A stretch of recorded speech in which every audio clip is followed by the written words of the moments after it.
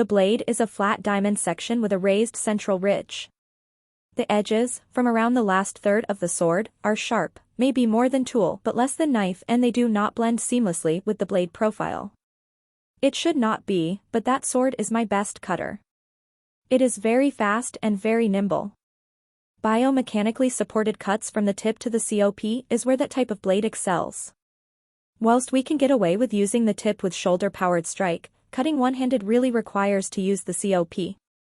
Unsurprisingly, with a narrow, thick and sharp tip, this is the best thruster of all the swords I own.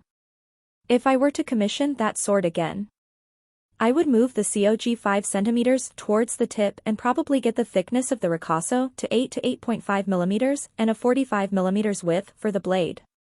In the current state, cuts with the type of blade requires more energy than with a more rigid blade. Not really a game changer as such, but it needs to be taken into account.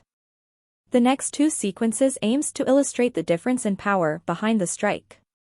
The first cut is how I would cut with that sword. The second cut is at the intensity level I can get away with a katana or my old trim 1515.